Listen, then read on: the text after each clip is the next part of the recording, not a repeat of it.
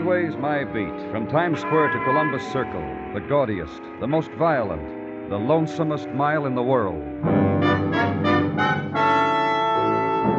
Broadway's My Beat, with Larry Thor as Detective Danny Clover.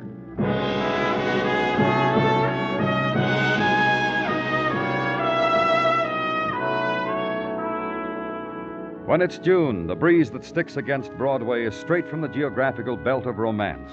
The tropical flowers bloom in 2nd Avenue pushcarts, and but 15 minutes trek away, 20 girls 20 dance the hula like regular Hawaiians.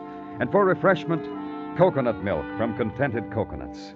And T-shirts are festooned with vat-dyed surfboard riders. And the wiener goes down well with papaya juice. And authentic island music perfumes the air on an LP record. So take a trip to the top of the old Woolworth Pagoda. Look down at it. Inhale it.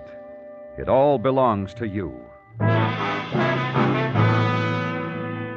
the afternoon of it, where I was, Roxton Hotel and 4 flights up. Neat room in neat hotel, and neat man, groomed, in necktie and smoking jacket, in precise center of bed, stabbed to death. And Detective Muggavan. Cleaning lady found him, Danny. Called the manager who called it in. Who is he? Name's John Nelson. Registered that way. Been living here for the last 3, maybe 4 years. Manager's checking. The manager tell you anything else? I wouldn't know whether any visitors today, a big hotel and all. Also, that Mr. Nelson was a quiet sort of man, no trouble. Only thing even a little bit out of the ordinary is his asking for and receiving permission to hang all those pictures on the wall. Hey, take a look. Yeah? What's this one? A tiglan. Cross between a tiger and a lion. Oh. How about the rest of those pictures? Elephants charging, crocodiles snapping. Speaking of crocodiles, Danny, you know there's a difference between alligators... Yeah, I've heard it brooded about, Muggavan. Stick around for technical, huh? What? Huh? Oh, yeah, okay, Danny. I'll stick around for technical.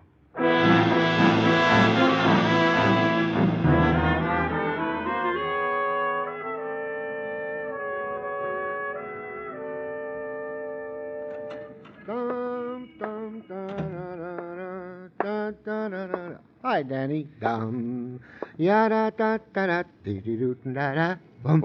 You happy, Gino? Crazy, man, crazy. What? A saying I picked up from around 1 o'clock last night. Oh, At which time Tina, my eldest, did return from a June prom in her white lace formal.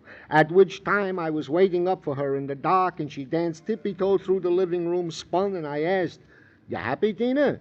And she said, "Like crazy, Papa, crazy." Oh, I see. Tina must be very lovely now that... Now she's going on 19, comes home from a dance at 1 o'clock. Soon, Mrs. T will be putting crocheting needle to wedding veil, and Tina will slip away from us soon, Danny. And you who could so easily be number one boyfriend... Yeah. You got something for me, Gino? All right. You don't want to discuss it. Far be it Just if you got something, Gino. As indeed I have. Any time. Concerning the deceased of earlier this afternoon, one John Nelson. Detective Muggavan, having made a routine check and interrogation of the employees of the hotel, has come up with an item. Do you need a glass of water, Gino? No, Danny. Thank you kindly. Item to wit, that John Nelson deceased had no visible means of support, that he could indulge himself in late rising in his hotel room, in taking sun and moon on the hotel roof at odd hours, in never fumbling for a tip for hotel service. Man of leisure means... Anything else? Report of medical examiner that on John Nelson was found the scar of an old bullet wound, right shoulder. And this from his belongings, which I lay on your desk to read at your leisure. A newspaper clipping concerning the daring and intrepid adventures of a husband and wife team, Lila and Victor Sutro. Big game hunters, with many an orc scalp to their belts. This was found in Nelson's things. By the technical boys in the folds of an adventure magazine, which one of them happened to pick up on the job for something to read. The name John Nelson could be an alias. Maybe the man we found was... Pardon me, Danny. All right, what is it, Gino? This same thought about Nelson occurred also to the thoughtful Detective Muggavan. And what? And what is? So he looked into it and came up with... Victor Sutro died in Tibet 7 years ago while on the hunting expedition with his wife. Did Muggavan find out where Lila Sutro... As indeed he did. Last year, at the conclusion of a farewell lecture tour, her third farewell, she keeled over in her apartment and was dead in the tearful presence of her widower, Lionel Foster. Where do I find Foster? I was coming to that all by myself, Danny. Lionel Foster, 1823 East 60. Danny, Well, this afternoon you've been splendid, Gino. thank you. I will relay this to Mrs. T. Thank you. Evening now, and ride the streets of it. Drive the squad car in the shallows between crests of crowd headed toward Central Park. People with paraphernalia, bedding, brown paper bags, and some adventurers enough to trust in potluck. Right turn toward the East 60s. Find an address. Ring a bell, and a small man in a white coat takes your name, breathes almost audibly at your badge, and bids you wait. Time enough for walk around the museum of a room, to wonder out the circumstances which put a zebra's head on a board and was nailed against the wall next to the ibex. Know that it's an ibex because the sign under it says so. Pause at the uncaged black leopard which had been stuffed in stride by the magic of modern taxidermy. Be on your way to envy the elephant guns when a voice stops you. Mr. Clover? That's right. I'm from the police. Yes, I'm Lionel Foster. I'm very busy, Mr. Clover. What can I do for you? You know a man named John Nelson? No. Well, is that all? A man by that name was found murdered a little while ago. In his effects, a clipping about Mr. and Mrs. Victor Sutro And you traced, and you're here. Now what? You were married to Lila Sutro. Lila. All this was hers. Makes you feel small, doesn't it? Not particularly. Then you weren't married to Lila. No, I wasn't. Nor did you know her, the woman she was. Well, I heard she was a big game hunter. Compare any woman you want to with her. How long had you been married to her, Mr. Foster? 5 years before she died of an unheard of malady, so strange that next month would have been our 6th anniversary. If doctors here had been competent in a diagnosis... I understand her husband was killed. For Lila. One thing I can say about Victor Sutro is that he gave me Lila. On account of him. On account of he was a... Well? A hero. Oh?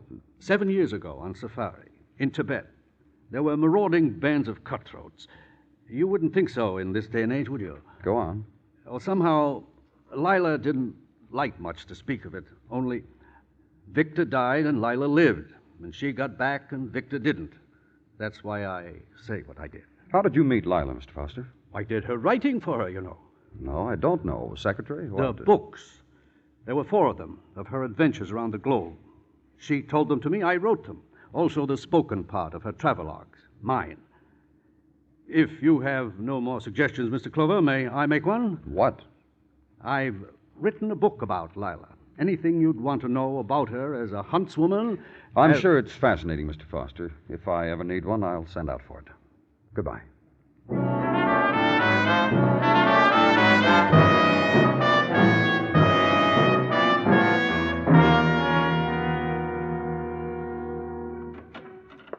How's about it, Danny? You ready to go home? Nah, Muggavan. A couple of things I need to clear off my desk. Yeah, sure there are. You mind if I sit down and clouch for a while? Sure, sit down. Thanks. Mrs. phoned a little while ago, said it was such a nice day she didn't get around to cooking. Said bring home some delicatessen. Hey, you want to come up? Thanks, no, Muggavan. I've some... Yeah, sure you have. Some other time. Mm-hmm. What's all that stuff you got? Well, these? Adventure magazines, a couple of books. All about that big game hunting man and wife combo. Lila and Victor Sutro. Thought no one would mind if I took them home to read in bed. You mind? Have fun. I intend to. Oh, this stuff fascinates me. Yeah, I've been skimming through it. Man and wife living like that. Man and wife. Depths of the Amazon jungle, sitting around a jungle fire, watching natives dance native dances just for you. Sleeping on the ground. And against the jungle sky, the snow caps of the Andes. In July, you get a couple of weeks off, Muggavan. You and Shut up, Mrs. will you, Daddy? Sorry. Now, you take that Lila and Victor Sutro. They got an itch, they went to answer it. The Amazon, Borneo, Africa, Gold Coast, and what'd they get? Chiselers, pitch boys, winos, penny ante murders? No. No, they got tribes where women were 6 feet tall and walked like princesses. And wore materials no one ever heard of. They got pygmies who high jumped 7 feet. They battled it out with wild bandits, man and wife. Lieutenant Clover's office, Muggavan speaking. Yeah, I'll take it. I'll take it. Fingerprints, everything, you checked it thoroughly? Yeah. Yeah, I'll tell him. Well? Something they said to tell you. That guy you found dead this afternoon, murdered? John Nelson? What about him? Not John Nelson. That was the lab. They said your man wasn't John Nelson. They said someone else. Who? They said the corpse belonged to Victor Sutro. Positive identification. Guy's supposed to have died 7 years ago in Tibet, died last night in a hotel room on 43rd Street. Care for some adventure reading matter, Danny? You're welcome to it. Night, Danny.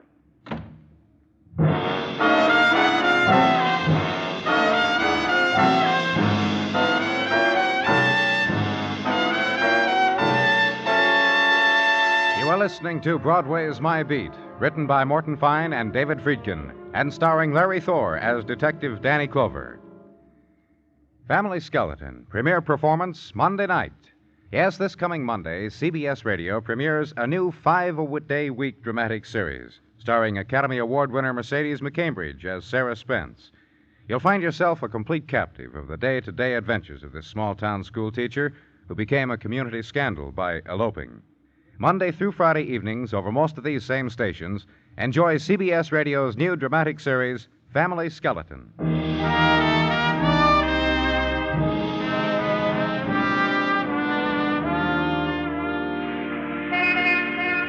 Sunlight of June drifts in from the sea, scans the city, touches the morning, warms it, and Broadway reacts, leans against the subway exit, with fists rubs the last dream of night out of its eyes, which was the reflection of a woman's summer laughter in a soaped bar mirror. The shudder, and the new day now, and prophesy its points of interest, the heat, the beads of perspiration glistening on the lips of the office secretary, and the 10-minute break to really observe the phenomenon. Old prophecy, tried, true. So flip the cigarette into the gutter, edge into the day of the comptometer.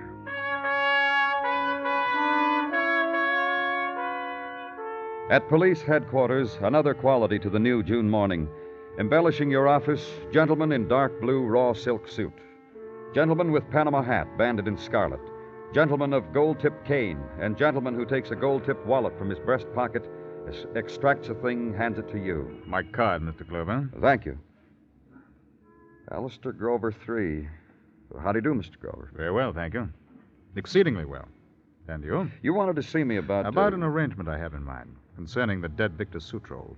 Call it business proposal. Yes, let's call it that. All right. My name didn't register with you, impress you. Alistair Grover III.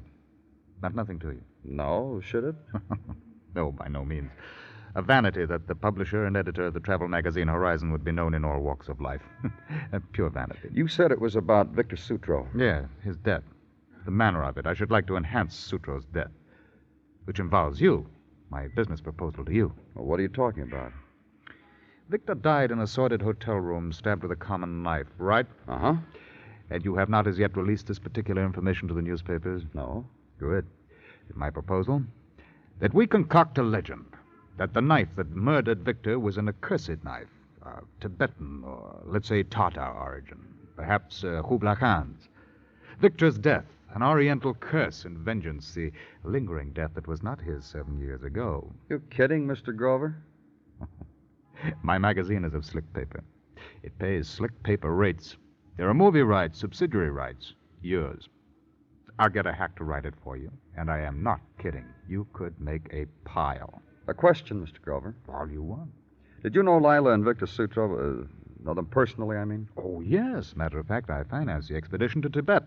Made a pile on Lionel Foster's articles about it. Lila, dear man, was a renowned huntress, world-renowned. And for this, she had a publicity agent. Who? Johnny Courtney, an office in the Whittaker building on Broadway. And I've discussed this angle with him, and Johnny is in absolute agreement and will promote... Yeah. Another question, Mr. Grover. You killed Victor Sutro? A man who laid for me a golden egg? A stunning thought. Any annuity within reason, Mr. Clover. Goodbye, Grover. I built a fortune on exotic lies, Mr. Clover. Sorry you haven't the feel for it. Awfully sorry. Thank you. Goodbye.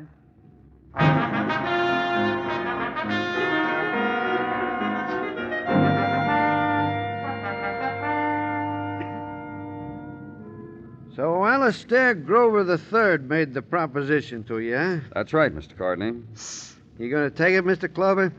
No. I told Alistair he was out of his stupid mind. I told him no honest cop would fall for a phony setup like that. Mongolian knives, curses. You're leveling. You didn't take it, though. Permit me to shake your hand, Mr. Clover. Look, Mr. Courtney. You want me to level about Lila and Victor Sutro, don't you? Yeah. Victor, I got sympathy for. He wanted to be a hero. But together, phonies. 1,000% phonies. I got rich off them, and I hated them. Why? I told you, phonies. Big game hunters, two big-time chiselers who hired professional hunters to do their job, hired experienced natives who made the kills, did the dirty work, while Victor and Lila Sutro posed astride fallen rhinoceroses. You're saying... Yeah, I'm saying. You seen their movies where the rhino charges right at Lila like he was panting to... You know where we got that rhino?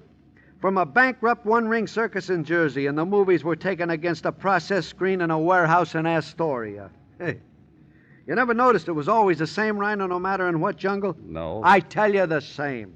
And not even a male. An old cow female made up with sharp tusks and named Bessie.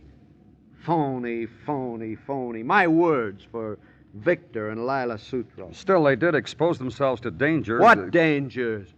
Tell me what dangers? Lila Sutro died of some rare mystery disease, a tropical disease no doctors... Mr. Courtney... How rare is mumps? Tell me how rare. What? What Lila died of? Mumps. Go ask her, Doctor. Dr. Edward Dowd on Park Avenue. Go ask him of what Lila died. Go ask him how out of fat lumps on her face Dr. Dowd and Lionel Foster, her widower, made a rare, mysterious, tropical, unknown, unheard of voodoo. Black magic. Mumps. Big, large lumps of mumps. So onto the streets again, right up Park Avenue, which owns its own brand of sunshine. Less hot, but somehow warmer, which causes women to appear who somehow look alike, but for a reason dress in different color linen and different harlequin glasses, but who wear exactly the same tan, have the same walk, and give the brief impression that they're married to the same man. Only their poodles are different. And doctor's office, cleverness with wrought iron and canvas called chairs, and people who have discovered how to slip into them.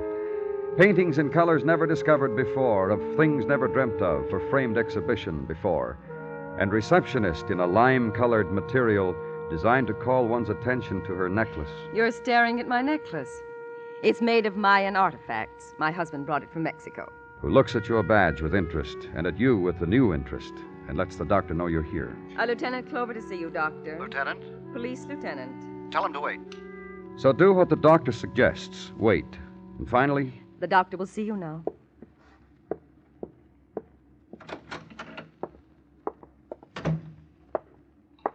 Lieutenant Clover? That's right. Please be seated, sir. Thank you. What can I do for you? How well did you know Lila Sutro, Doctor? She was a wonderful woman. Well, let me rephrase my question. Did you know her well? She was one in a million. You got along fine. I miss her. Right now, it's important that you be honest, Doctor. It's about the murder of... I know. I read the papers. You were an old friend of hers, weren't you? A mercurial woman. Sometimes I was her friend. Sometimes her very good friend. Sometimes a buddy. Sometimes she wouldn't even pretend I was alive. How about professionally? When she wasn't going off to all those places, a checkup once a month. Also shots before she would sail or fly or motor. Well, you know what kind of a woman she was. What she did, I mean. I understand she died of... A very rare disease, akin to encephalitis, but exhibiting not quite the same symptoms. I do not think medical science... I understand she contracted mumps. Complications set in, she died. How can you say it? I heard about it, so I'm saying it. I mean, how can you say Lila Sutro died from mumps?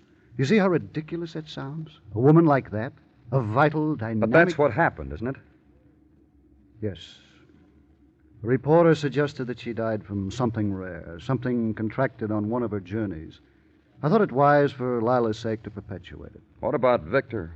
Who killed him? That's two questions. About Victor, his motivating emotion, his reason for being, to be worshipped, to be a hero. Who killed him? I have not the slightest idea. I didn't like him much, merely because I was out of my mind about his wife. But, well, you know. You married, Doctor? Definitely, oh yes. Well, thanks a lot, Doctor. Of course. Yes, what is it? I'm going out for coffee, Doctor. Very well. Well, Mr. Clover? Thanks again.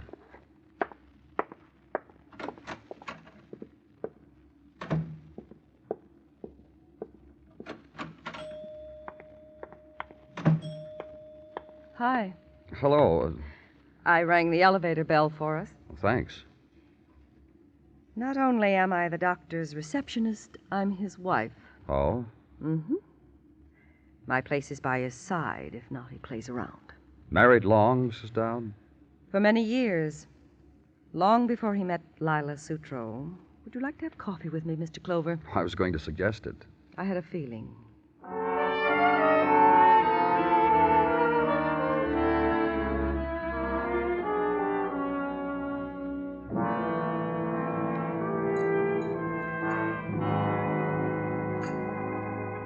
Two lumps, Mr. Clover? None, thanks, sir. Well, now, here we are. Cream? No, thanks. You're not going to like me. I wouldn't say... As a woman, I mean. Oh, I'm attractive enough, I know that, but completely frightened on account of it. It's possibilities, I mean. Aside from that... What are you trying to say, Mrs. Dowd? The unforgivable sin for an attractive woman. I'm malicious. I'm a talebearer. Even after the grave. You didn't like Lila Sutro, is that it? My husband and... He said so. Proudly? No, I wouldn't say that. Reverently, then. What about Lila, Mrs. Dowd? I hated her. Victor hated her, too. Did you know that? No, I didn't. Victor was frightened of her. Scared to death of her. But then Victor was a coward. Coward? You know about the man afraid of his own shadow? Victor was afraid of the man. He went on those trips because Lila made him. He was very nice, but he was a coward. And more than anything, Victor wanted to be a hero. Exactly. Because he was a frightened man. The fact that he won such a woman as Lila from Lionel Foster was a constant source of wonder to him. Lila knew Lionel before... Much before Victor.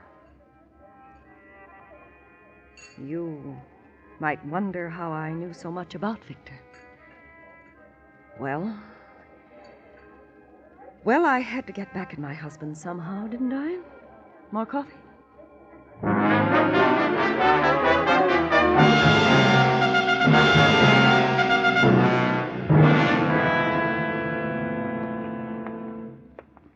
Hey, Danny, come on over here and look at this head. Shot in Kenya, June 1940. You know giraffes don't talk, Danny? Don't talk? I mean, they can't make any sound. You'd think with all that throat they'd have even a small vocal cord. Not so. You're a mine of information, aren't you, Muggavan? Eats you, huh?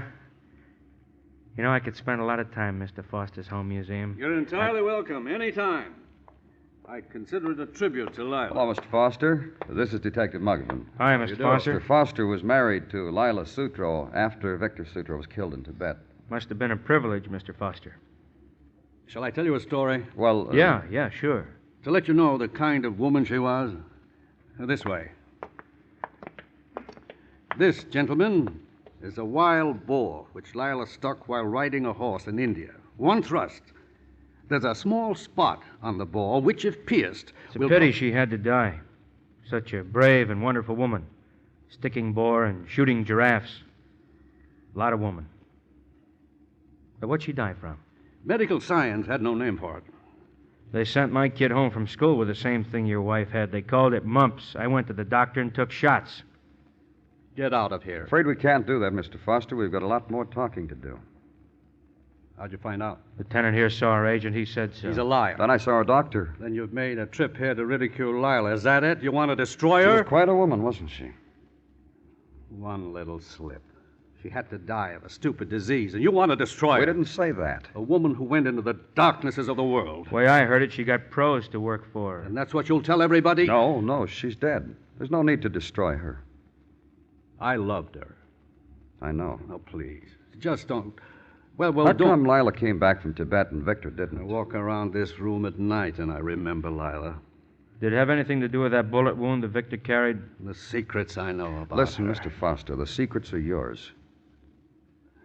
She shot him. They got drunk, someplace in India. They never got close to Tibet, did they? After she shot him, a month later or so, she got permission. She flew over it. Okay, she shot her husband. She thought he was dead. She came back with that story of what a hero her husband was, that he'd been killed saving her life. Did you know that if you tell yourself something, no matter if it's a lie, a terrible lie, if you tell yourself something enough times, you'll come to believe it? When did Victor get back? After we were married, he appeared. She hadn't killed him. And he threatened to tell what a phony his wife was. He would have, no matter how much money we gave him, except for the story Lila had told the world about him, that he was a hero. And being a hero was what he wanted most, wasn't it? Pensioned hero who was really a coward. $500 a month, and he didn't have to be frightened anymore. When Lila died, when she died... He wanted more money, is that it? At first, not much. Then more and more. Then I didn't have enough for him. Then he threatened to tell. It didn't make any difference to him. So you killed him? Yes. And in killing him, I was closer to Lila. How she felt when she hunted and killed. You think she ever killed anything, Mr. Foster? I don't know. I really don't know. She never was a very good shot.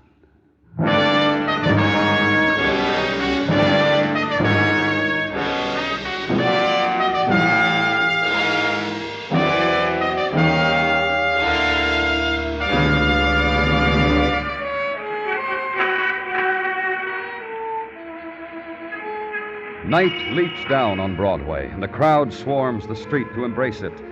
Laughter pours out of the shadowed places, and for a time, kid, no despair, just small shock, and sweet promise, and have a drink on me, for a while, just for a while. It's Broadway, the gaudiest, the most violent, the lonesomest mile in the world. Broadway, my beat.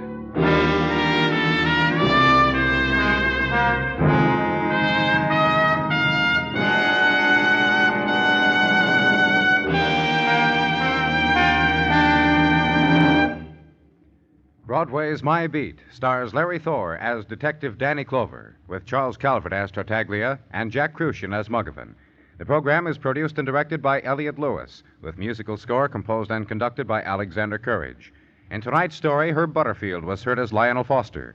Featured in the cast were Irene Tedrow, Ben Wright, Hal Gerard, and Tom Tully. Bill Anders speaking. The Johnny Mercer Show bows in over CBS Radio this coming Monday evening for songs, music, and conversation of Tin Pan Alley. We know you'll want to get next to the Johnny Mercer Show, starring one of the top personalities of the singing and songwriting trades. He'll be on most of these same stations starting this coming Monday. CBS Radio's new Johnny Mercer Show. Come and get it. And remember, for thrilling dramas of escape, listen Sunday nights to the CBS Radio Network.